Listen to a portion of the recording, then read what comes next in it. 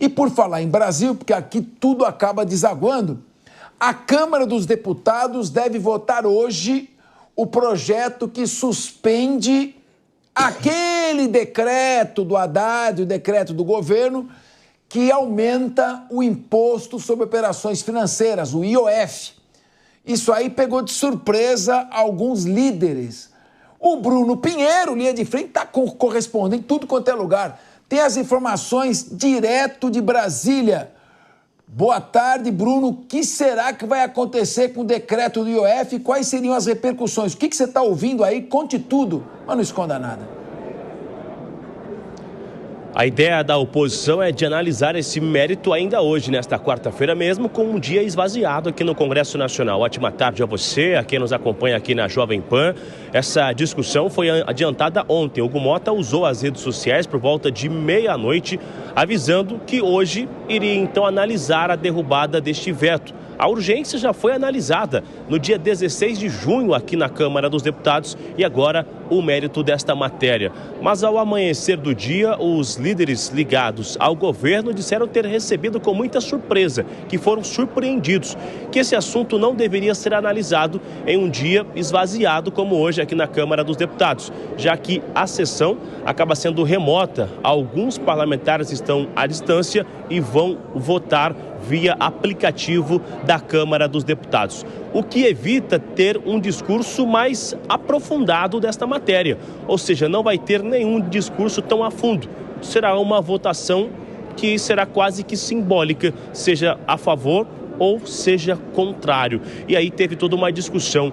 Hoje, um pouco mais cedo, por volta de 11h30 da manhã, o deputado Lindenberg Farias convocou uma entrevista coletiva, chegou a criticar Hugo Motta e fez uma crítica à escolha do nome do relator desta matéria, que deverá ser analisada logo mais aqui na Câmara dos Deputados. A gente vai ver então o que disse Lindenberg Farias hoje um pouco mais cedo. Eu só quero que essa casa reflita. Primeiro, eu acho que é uma temeridade o presidente Hugo Motta pautar um tema de tamanha importância sem deputados aqui em Brasília. Esse é o primeiro ponto que nós queremos questionar e dialogar. Agora, acho que a decisão é uma decisão de votar. E a nomeação do coronel Crisóstomo como relator significa que não tem espaço nenhum para qualquer tipo de diálogo. Não existe sobre o mérito. Colocar o coronel Crisóstomo, eu acho o seguinte, já é um grave erro ter pautado isso. Colocar o coronel Crisóstomo como relator parece uma provocação meio infantil. Um tema tão importante. Agora, o que eu ouvi da oposição é que não existe nenhuma novidade. Já estava no radar que esta matéria seria analisada, que é algo muito normal. Quando se analisa uma urgência, nos próximos dias ou ainda na mesma sessão, analise esta matéria. Mas os aliados do governo dizem que existem outros assuntos que estão aqui há anos. Mesmo com a urgência já analisada em plenário, eles não foram colocados em votação. Aí tem diversas indicações de que Hugo Motta estaria, então, mandando um recado para o governo após algumas falas do ministro Fernando Haddad, ele sendo contra, inclusive, o aumento de senadores e de deputados no Congresso Nacional, e outras falas que uma forma de alfinetar Hugo Motta. E isso seria, então, uma resposta ao governo, colocando em votação. Aqui ao lado direito existe já uma movimentação para uma entrevista coletiva. O que se espera é que o Hugo Motta converse com jornalistas logo mais para dar explicações do que deverá acontecer hoje sobre a derrubada do IOF e o que levou ele colocar essa matéria para ser analisada mesmo com uma semana esvaziada. Na imagem, a gente vê que toda essa movimentação, mas não são de parlamentares não, são de visitantes aqui da Câmara dos Deputados. Os parlamentares estão bem longe do Congresso Nacional nesta quarta-feira, viu, Fernando Capês? Bruno, quem precisava estar aí trabalhando não tá só quem está passeando e conhecendo. Muito obrigado pelas suas sempre precisas e corretas e atuais informações. Meu querido Rodolfo Maris, mais uma atrapalhada desse governo. Quer dizer que o ministro Fernando Haddad, que não tem nada que opinar se o Congresso tem que aumentar o número ou não, eu acho que não tem, mas o ministro da Fazenda não tem que se meter numa gelada dessas. Nesse governo, cada um fala o que quer ninguém controla nada. E agora, como é que vai ficar? Eu queria te ouvir, porque o decreto do IOF está valendo, né? Está indo lá, enquanto o Congresso Nacional não se manifesta, está lá. Agora eu te pergunto, como é que o governo vai fazer? Porque o déficit fiscal vai bater 83 bilhões de reais de gastança de dinheiro público. Estão tentando com uma borrachinha pagar 52 bilhões, que é lá dos precatórios, para ficar só o resto. Mas a dívida está lá, e é déficit primário, hein? Fora os que está pagando de juros. Então, com uma dívida brutal dessa, um déficit desse, se não arrecadar até as carças do contribuinte, não tem como pagar. Como é que você acha que fica agora esse recado do Hugo Mota para o governo, recado esse que pode redundar na revogação do decreto de IOF, e o governo, coitado, vai ficar com a brocha na mão, sem a escada. Queria te ouvir, como é que você acha que o governo sai deste imbróglio? Um governo gastão que não estão deixando arrecadar. Olha só que ironia, né, Capês? Bom, para isso o Poder Executivo já tenta uma MP para que seja cumprida de fato aí essas medidas cautelares impostas aí pelo IOF. Notícias aí para os próximos dias, né? Mas quero chamar a atenção aqui no senhor Lindenberg Faria, com todo respeito a Vossa Excelência, ficar indignado porque numa quarta-feira não tem um número suficiente de deputados na casa e essa votação tem que ser online, e ficar chateado por isso é de uma falta de respeito com a população sem tamanho, para falar a verdade.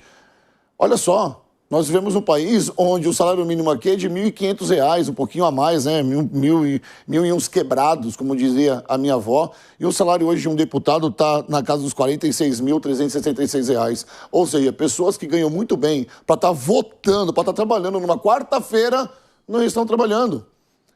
Onde vai parar a decência, a dignidade, a honra daqueles que têm que nos representar? Não adianta ficar indignado agora com o Hugo Mota, dizendo que essa votação não tem cabimento, uma vez que a casa não está cheia. A casa deveria estar cheia todos os dias.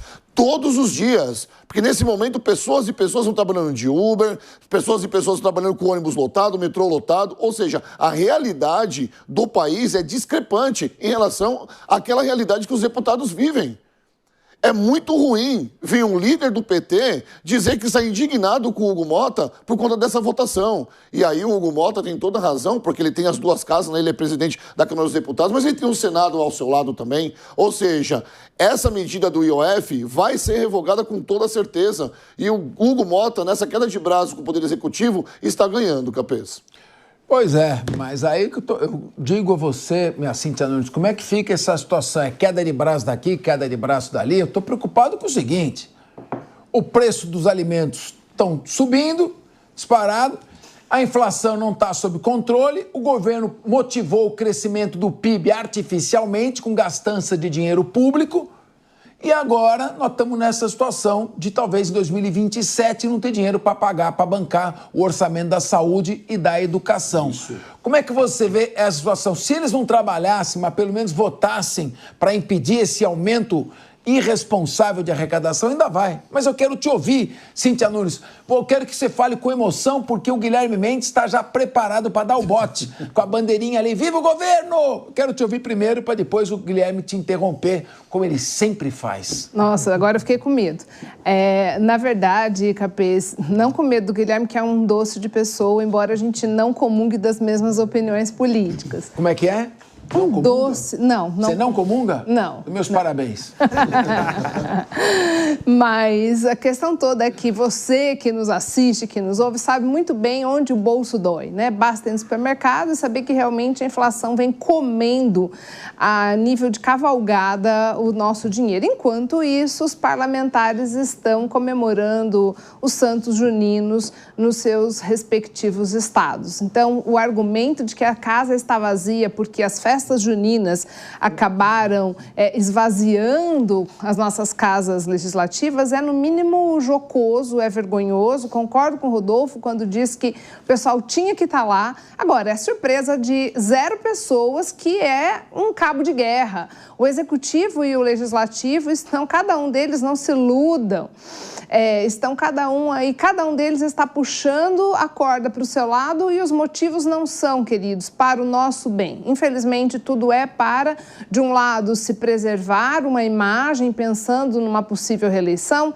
e do outro lado exatamente o contrário. Então nada, nenhum argumento nesse momento, a mim pelo menos, convence ou acaba me motivando a dizer que um está certo e que o outro está errado. De toda forma, esse aumento no IOF tem que ser barrado, porque não é possível que se queira, uma vez mais, se você quer emoção, minha emoção é vontade de chorar, uma vez mais que a gente tenha retirado dos bolsos do contribuinte mais dinheiro, enquanto do outro lado a torneira não fecha nunca, enquanto se fala em aumentar número de parlamentares, tudo isso é uma vergonha, E a luz no fim do túnel parece que é uma locomotiva que vem nos atropelar. Nós estamos aí já estamos, né, em ano eleitoral, basicamente, e eu não vejo que, em prol da população, nenhuma medida venha nesse sentido. Agora, de fato, para nós, o que resta é esperança, rezando, então, para os santos juninos, né? Que São João, São Pedro, aí Santo Antônio possam fazer alguma coisa por nós, porque os nossos políticos, neles, eu já não boto, assim, tanta fé. E aí, Guilherme Mendes, está aí o desabafo sincero de uma professora, de uma advogada e de uma grande debatedora, que é a Cíntia Nunes. Agora, eu te pergunto, o problema dos governos assistencialistas não é o assistencialismo. O assistencialismo é bom, as pessoas vulneráveis precisam. Claro, elas têm que ser tiradas dessa situação. O problema é que os governos assistencialistas normalmente querem um governo forte e uma sociedade fraca. Então, eles querem arrecadar até o máximo como se fosse uma fonte inesgotável de recursos, o cidadão, o contribuinte e as empresas. E chega uma hora que a capacidade de arrecadação é tão forte que elas não conseguem mais dar conta disso. Então, eu queria ouvir você, como você pode conciliar a visão assistencialista de um governo com a falta total de sensibilidade com relação a quem produz, quem recolhe impostos e quem projeta para frente e alavanca a atividade econômica deste país. Você não vê nisso uma grande contradição? Não, Capês, não vejo nenhuma contradição, até porque, veja só, na economia como na vida não existe partilha, como é aquela regra contábil, partilha dobrada. Para uns terem mais, outros têm que ter menos. Essa conversa de que vamos produzir riqueza e depois distribuí-la, a gente ouve isso desde que o Brasil foi descoberto e até hoje esse dia de partilhar o bolo, para fazer alusão do finado Delfim Neto, não aconteceu. Então, veja, a solução do IOF é a solução melhor? Não, não é. O Congresso tem que se debruçar sobre a isenção do imposto de renda para quem ganha até R$5.000. Isso não foi debatido e implementado. Agora, se você tirar de quem tem movimentações financeiras, aquele que movimenta cartão de crédito, que muitas vezes sonega, vai para o exterior, faz compra em dólar, não vejo nenhum problema nisso. Ou aquele que faz transações de especulação em bolsa de valores, enfim, o imposto sobre operações financeiras atinge uma parcela muito pequena da sociedade e que normalmente é aquela parcela que tem excedente de capital para investir e para gastar em supérfluos. É aquilo que é o ideal? É claro que não é. Aumento de carga tributária nunca é bom. Mas enquanto a gente não enfrentar de verdade as questões e os gargalos fiscais do país, a gente tem que viver de arremedos. E esse é mais um deles. Quando o Rodolfo falava do esvaziamento do Congresso e da fala do líder do governo, né, o Lindenberg, eu acho que ele tem toda a razão em cobrar, porque é inoportuna a discussão do IOF com a casa vazia. Veja, são dois problemas distintos. O primeiro é o Congresso estar vazio sem nenhuma justificativa. Como a Cíntia bem falou, todo mundo foi para as festas juninas, nos seus rincões, nas suas bases eleitorais e esqueceu que estão recebendo para lá trabalhar. Então, o problema não é discutir o IOF, o problema é o Congresso está vazio sem nenhum motivo justificável, sem nenhum motivo plausível. O Brasil precisando de uma série de decisões de toda a ordem, segurança, economia, segurança jurídica, e os parlamentares estão indo comemorar a festa junina. Isso é um grande absurdo. Agora, o assunto da discussão do IOF é muito sério. E não dá, no meu entender, para se discutir assunto sério, primeiro, sem a participação da maioria absoluta dos parlamentares. E segundo, de forma virtual. Um assunto sério tem que ser debatido no calor do plenário, com a palavra, com os discursos, com a participação dos líderes. É isso que o líder do governo quis dizer. Não há nenhum sentido em se preocupar em derrubar um veto de uma medida presidencial de uma forma onde não vai haver debate. Então, seria importante, quer se derrubar o veto, derrube-se, mas desde que haja a participação efetiva, não a participação panfletária e plebiscitária, que é o que parece que vai acontecer na medida em que muitos parlamentares não vão comparecer para votar e aqueles que vão participar de forma virtual. Ou seja, seriedade no debate, nenhuma. Então, concordo com o líder do governo, o assunto é muito sério para ser tomado num Congresso vazio. O assunto tem que ser tratado com a maioria dos parlamentares em plena atividade, com a imprensa cobrindo, com os grupos de interesse ali participando, porque a gente está falando do dinheiro que vai subsidiar grande parte dos programas sociais do governo. Isso. Irmão, você tem um fôlego que eu vou te falar. Eu estou perdendo ar aqui. A hora que eu penso que você está terminando, você vai dar outro emendo, impulso. Tomar uma água aqui. Aquelas vitrolas. Mas falou bem. Falou muito bem e defendeu bem seu ponto de vista. Eu só não entendi o seguinte, você é danado, né? Eu estou falando de assistencialismo, que não presta atenção na capacidade de contribuir de quem produz, das empresas, de quem trabalha, enfim. E você vem me falar de uma política de isenção, de incentivos, de isenção tributária para quem ganha até 5 salários mínimos. Não tenho nada contra. Só que você já perguntou qual vai ser o impacto disso? 45 bi, dizem economistas. Nós já estamos com 83 de déficit. Dá mais um presente. Depois da próxima eleição, a gente vê como é que vai acontecer. Me desculpe, precisa ter planejamentos. Nenhum governo aguenta assim. Você quer... Eu ia dar a palavra ao Guilherme Câmara e o Rodolfo Maris está louco com você. Quer vir para cima. Mas você tem direito. Se você acha que eu, de alguma maneira, fui duro com você, a palavra está contigo. Capê, você foi inteligente, como sempre, e apontou um caminho que a gente poderia aqui trilhar também um outro caminho. Não se fala em redução de subsídios. Então, quer dizer, muito do que o governo gasta de forma indireta, não é aumentando tributos, né, aumenta a arrecadação, ele gasta financiando e subsidiando uma série de indústrias, uma série de setores econômicos, que, no meu entender, num momento em que você tem inflação e, ou seja, mercado aquecido, todo mundo comprando, não haveria necessidade desses estímulos. Então, por que não discutir o subsídio do agronegócio, discutir o subsídio da indústria automobilística, discutir o subsídio da construção civil? Nós vimos aqui na cidade de São Paulo uma série de fraudes, o governo subsidiando moradia popular, lá de HIS e tal, e o pessoal construindo apartamentos de R$ 1 milhão em bairros nobres e colocando como apartamento de finalidade social. Isso é um subsídio do governo. Então, por que não discutir esse tipo de apoio? Agora, querer tirar lá do coitado que ganha 500, 600 reais, o Bolsa Família, e dizer que é isso que está quebrando o governo... Tá bom.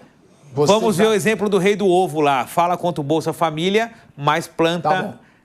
Como é que fala? Cria galinha com dinheiro do BNDES. Você quer uma parte ou você quer uma fala inteira de novo? Não, uma parte. Então, muito bem, tá dado sua parte, só para dizer para você que quando o governo vai taxar as letras de crédito agrícola, elas estão, na verdade, acabando com o subsídio.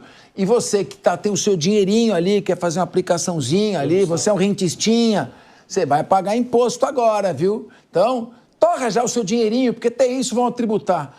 Guilherme Câmara, eu quero te ouvir. Você viu o seu xará, o Guilherme Mendes, que é um excelente debatedor, ele mantém sempre aquela áurea de calma, de tranquilidade e vai soltando. Se deixar falar, ele fala o programa inteiro sozinho. Queria te ouvir, Guilherme Câmara. Não, até para não deixar o meu xará sozinho, né, com essa opinião, eu penso muito parecido com ele quando a gente fala sobre essa questão do IOF. Eu concordo que não é o ideal. Aumentar a carga tributária nunca é a melhor situação. Mas é porque a gente já escuta há tantos anos falar que o grande problema do Brasil é o Bolsa Família, o grande problema do Brasil é o assistencialismo. Se a gente pega quanto isso impacta no PIB, é muito pouco, né? Então, por mais que não seja o ideal, eu também não vejo um governo que quer resolver essa questão do déficit, que é um problema antigo, que vem de governos anteriores. Eu não vejo outra situação, não vejo outra opção a não ser essa. E aí eu queria só finalizar o que ele tinha dito antes. Eu também concordo com o Lindenberg Faria quando ele fala sobre isso, do esvaziamento do Congresso, porque a gente não está falando de discutir qualquer coisa. A gente está falando de discutir um assunto que está sendo debatido na imprensa. Então, assim, era importante que todo mundo tivesse ali. Eu, particularmente, sou um crítico, por exemplo, de quando eu vejo a primeira-dama fazendo muito vídeo a Janja, né, fazendo muito vídeo na Europa, querendo aparecer e tal, mas eu sou um crítico no geral de políticos que querem fazer isso como um todo, de querer aparecer mais em rede social do que no Congresso. Da mesma maneira que eu critico a Janja, eu, por exemplo, não tenho como não criticar o deputado Nicolas Ferreira, que estava no Japão esses dias fazendo vídeo em evento. Quer dizer, enquanto isso ele recebe como deputado federal. Da mesma maneira que a gente vê prefeitos do interior do Brasil, prefeito do interior do Rio de Janeiro, de Minas Gerais, num bunker em Israel.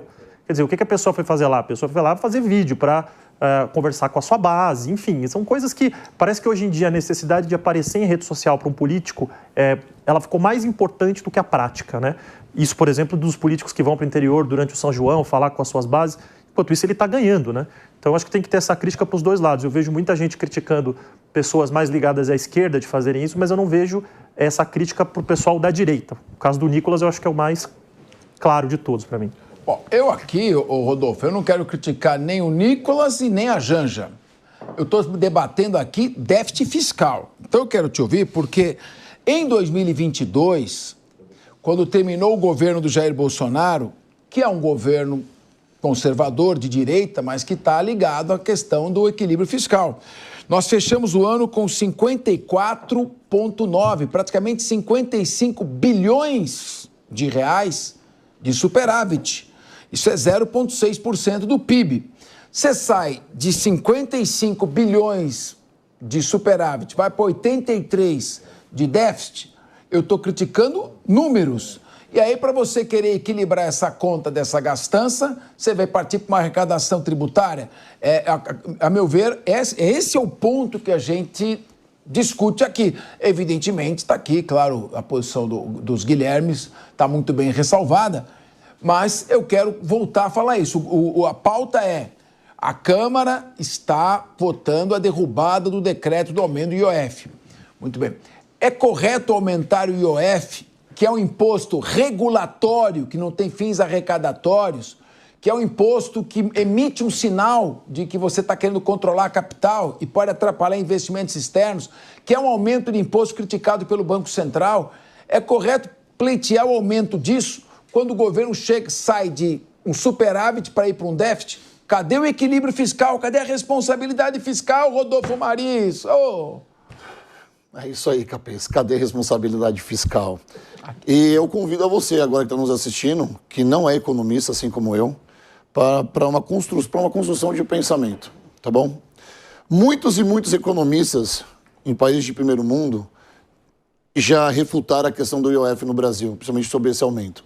Será que todas essas pessoas estudiosas, mestres em economias, eles estão errados? E só a gente que está aqui no Brasil, ou pessoas que defendem esse governo, estão certas? Será que é só o nosso ministro da Fazenda, o Haddad, que fez certo em aumentar o IOF, junto com o Poder Executivo, tentando fazer de todas as formas com que essa medida seja aprovada nas casas do nosso país?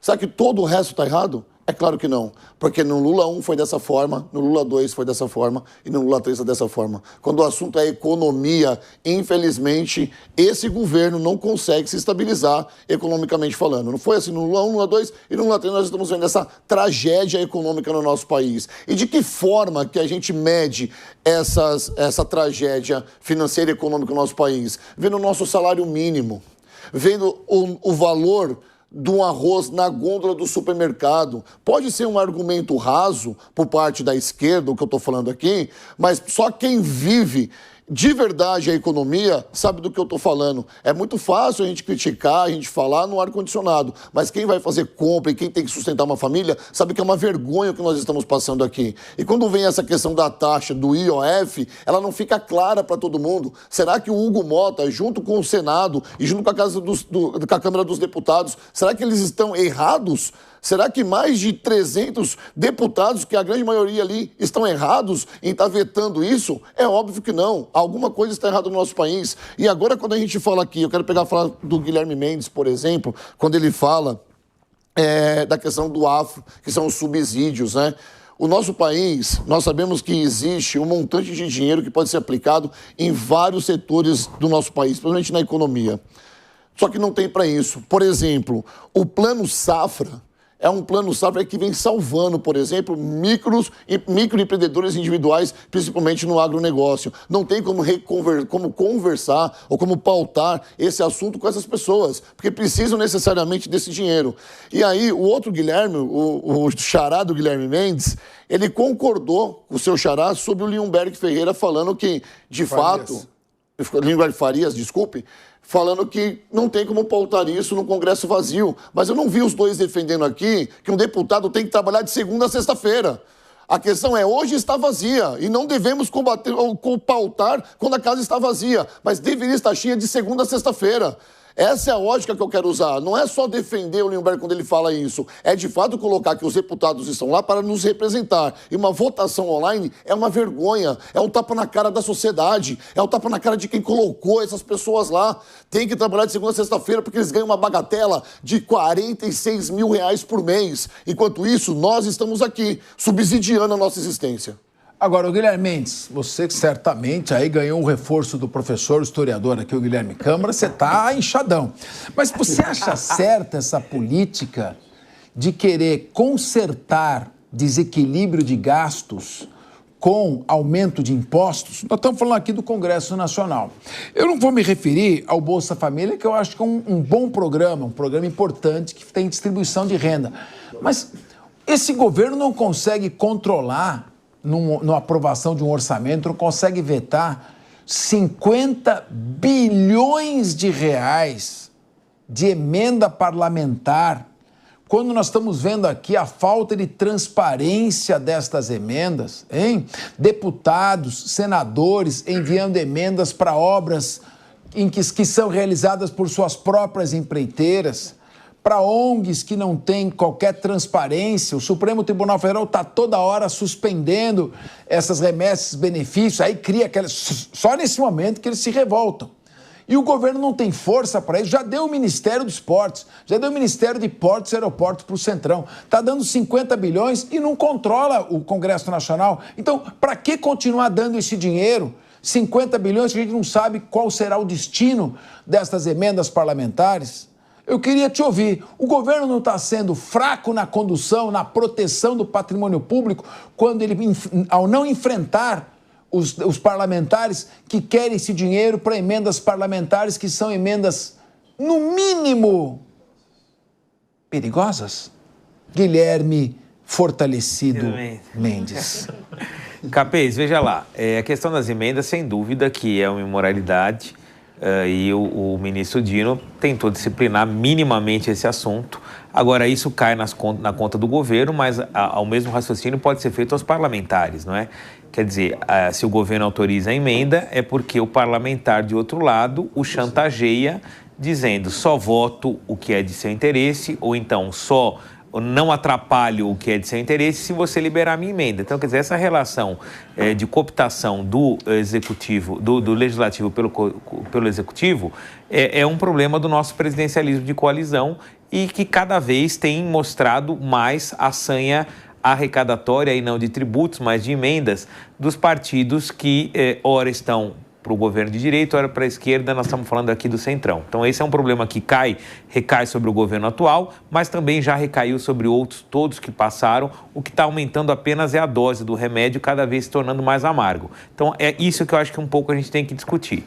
E o segundo ponto, quando você fala da questão da compensação, e você mencionou aqui o comparativo do superávit, né? Quando o ministro Haddad foi lá à Câmara fazer a explicação sobre essa discussão do IOF, teve um momento, o Guilherme Câmara aqui falou do deputado Nicolas, em que ele faz um discurso e traz esse mesmo número que você trouxe, falando do suposto superávit de 54 bi deixado pelo governo anterior.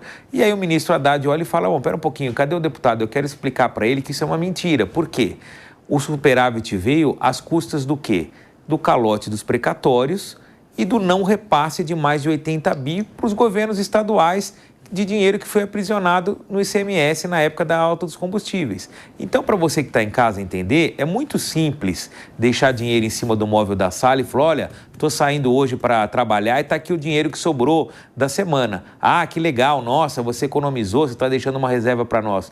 E aí você vira as costas, bate o cara da venda, bate o amigo cobrando a dívida que não foi paga. Então, que superávit que é esse? Não teve superávit nenhum. O que houve foi um rombo de mais de 100 bilhões. Agora, você não paga, diz que deixou o dinheiro em casa e manda o cobrador voltar no dia seguinte para o teu vizinho pagar. Aí é fácil fazer superávit. Então, quer dizer, não houve superávit algum no final do governo anterior. O que houve sim foi a transferência de dívidas para o próximo governo. E aí o pessoal fica batendo nesse número como se fosse um número de ouro, dizendo que o governo anterior era mais responsável e o governo atual é irresponsável. Essa irresponsabilidade com os gastos, ela permeia todos os governos. E se a gente for falar aqui de Bolsa Família, o governo anterior ampliou em muito o Bolsa Família, inclusive aqui com a minha parabenização. No meu entender, o Bolsa Família tinha que ser majorado tanto no valor quanto na quantidade. Um país miserável precisa sim subsidiar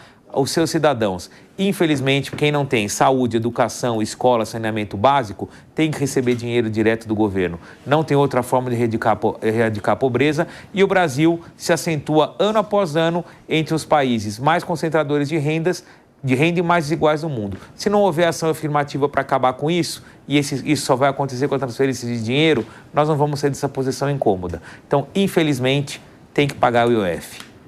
Bom, minha querida Cíntia Nunes, professora, brilhante advogada, sabe quanto o orçamento de 2025 está prevendo para a emenda parlamentar? 62 bilhões de reais. Tem 335 emendas, que correspondem ao valor de 20 bilhões, que são emendas de comissão. O que é emenda de comissão? Não se sabe quem mandou. Tem outras emendas, PIX, que vão para uma conta comum, você não sabe como ela vai ser usada. Ou seja, dificulta o rastreamento, dificulta a fiscalização. Dinheiro público tratado de maneira com violação ao princípio constitucional da transparência administrativa, dificultando a ação da Controladoria Geral da União, do Ministério Público, dos órgãos de controle. E nós estamos falando em aumentar IOF, aumentar imposto para bancar essa farra, para bancar desperdício, gastos supérfluos ou emendas que não são prioridade num país que nesse momento tem uma dívida de mais de 7 trilhões de reais. Eu gostaria de ouvir que depois o professor Henrique Câmara, que aqui está anotando, o professor Guilherme Câmara, que está aqui anotando tudo. O Guilherme já falou que vai vir para cima com tudo, mas é isso aí, eu quero esse vai e vem. Que é uma luta de Guilhermes e, na verdade, o debate sempre enriquece, né, aqui a nossa audiência.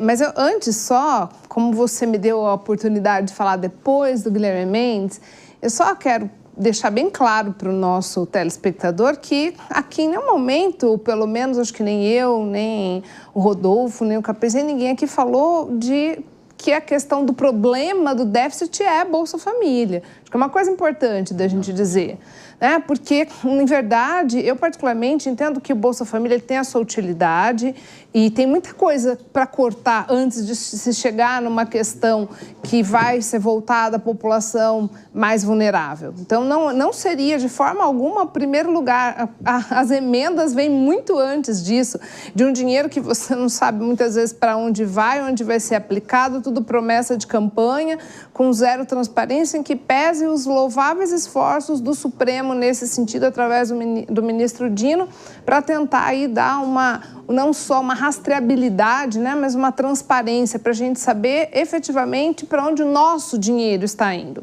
Então, o Bolsa Família ele só não pode virar, a longo prazo, um instrumento, ele deve erradicar a pobreza, ele não pode perpetuar a pobreza. Ele não pode ser uma muleta eterna, mas hoje é inegável que ele ajuda muitas pessoas. A minha única questão do Bolsa Família é que há, como muitas outras coisas no Brasil, a necessidade de fiscalização. Se todo mundo que recebe é efetivamente beneficiário que preenche os requisitos legais. Mas isso é uma outra história, não na questão do programa em si. O programa em si, não penso que ele seria o alvo de corte. O que não quer dizer também que nós devemos jogar para o IOF, para o restante da população, então tá bom. Então eu vou dar a Bolsa Família e vou cortar do outro lado. Uma coisa não implica na outra. A gente tem que cortar de quem está recebendo para trabalhar e não faz, né? De quem eventualmente está ganhando e muito para estar lá defendendo os interesses da população e tá brincando de festa junina em outro lugar.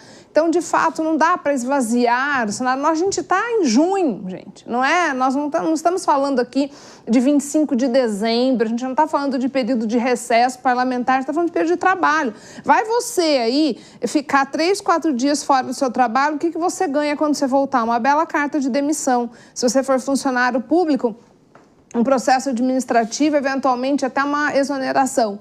Então, de fato, não se trata aqui, de maneira nenhuma, de um discurso de, olha, vamos tirar do pobre e por isso não vamos taxar mais, né, o rico. Não é isso. Se trata de organizar as coisas. E quando o Capês joga para mim a questão das emendas, é óbvio que é muita coisa necessária de se fazer nesse sentido, porque não dá mais, essa torneira tem que ser estancada. Muito. E o nosso querido professor, historiador Guilherme Câmara, que resolveu entrar na briga, também conhecido agora como Guilherme de Orange, porque está produzindo a Revolução Gloriosa aqui.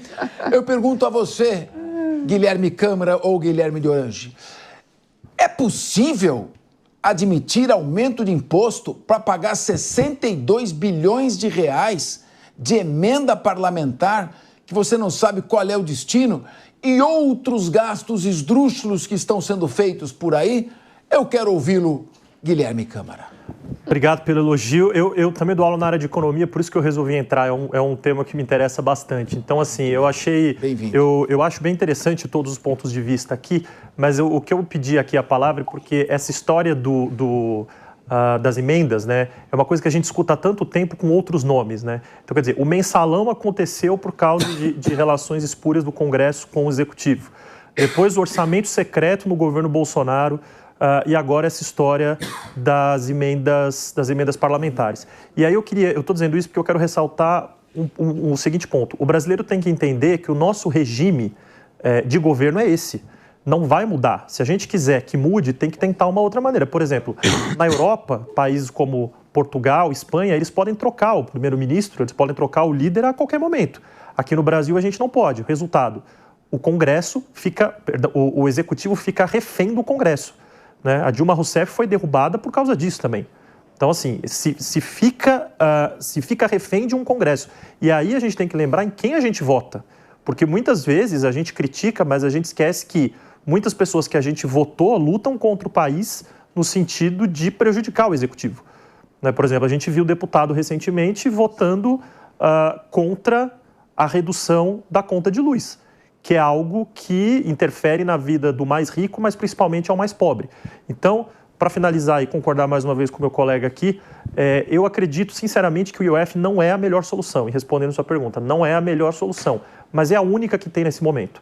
A gente não tem como ficar dependendo, como o professor Guilherme disse aqui agora há pouco, essa coisa do subsídio tem que ser discutida, porque o governo isenta empresas enormes de impostos e isso ajuda nesse rombo fiscal também.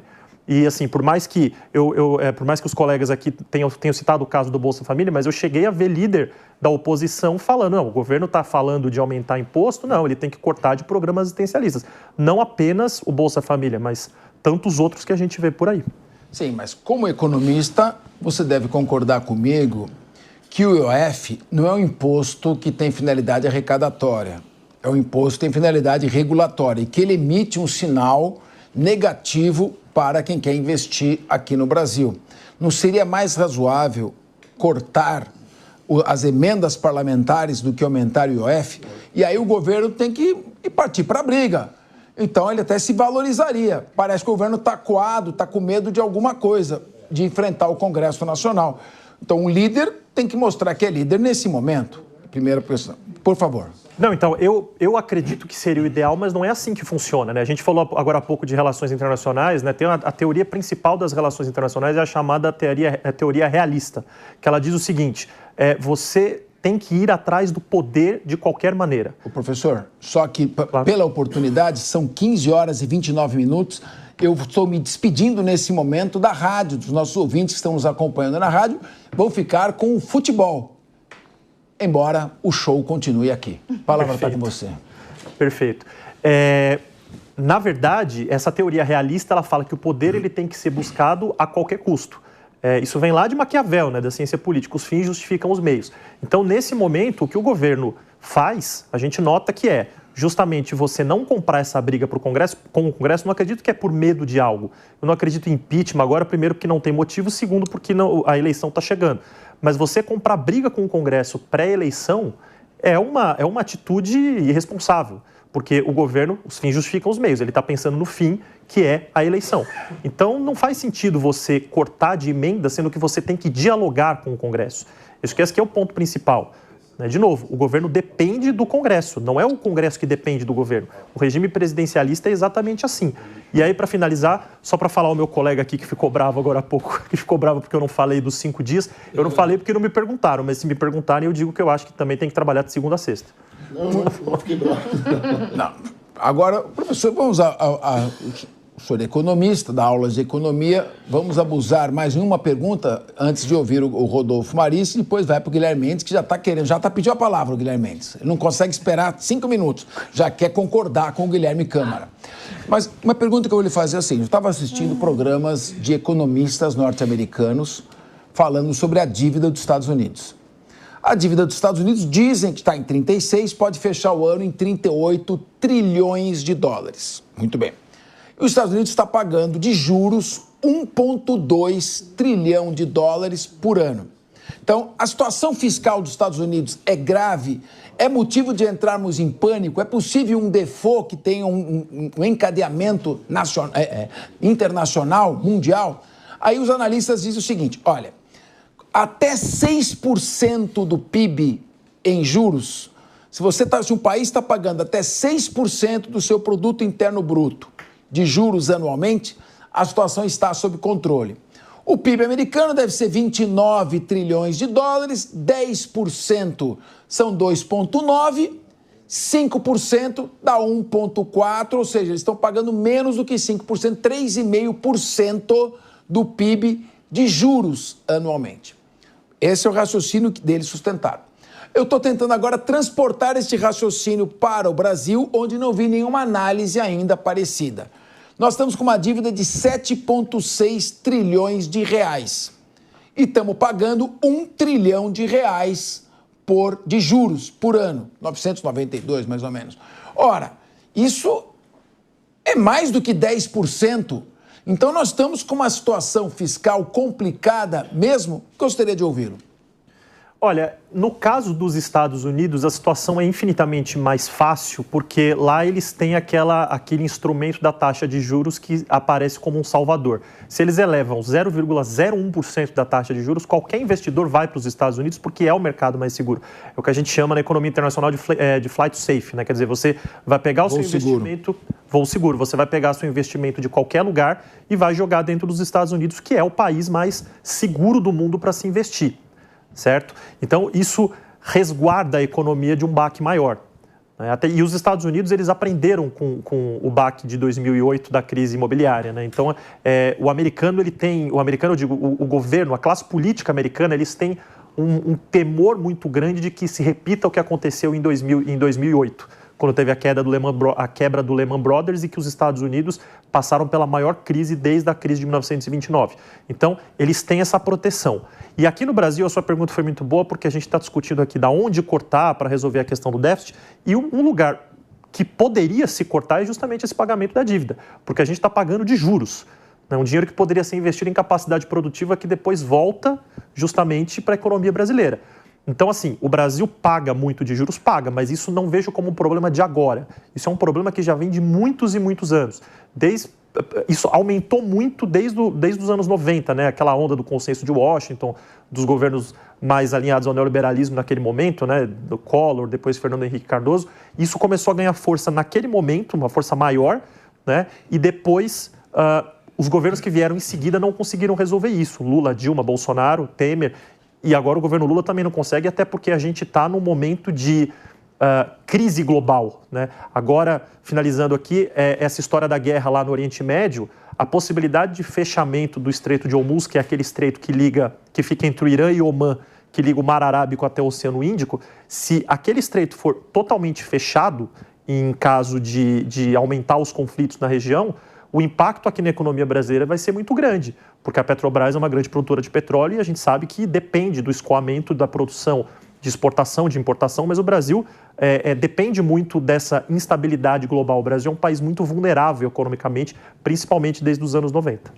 Pois é, o professor colocou bem, ali no Estreito de Hormuz, que vai lá entre a península e pega ali o Catar, quase com o Irã, ali passam embarcações que transportam 21 milhões de barris de petróleo por dia. São mais de 3 bilhões de litros de petróleo. Se aquilo for efetivamente fechado, e nós falamos no início, não é, professor, de um cessar-fogo tênue, o Irã está dizendo agora que vai continuar a produzir aquecimento de urânio. Então, a situação ainda é muito instável e nós precisamos tomar muita cautela, porque não fizemos a lição de casa.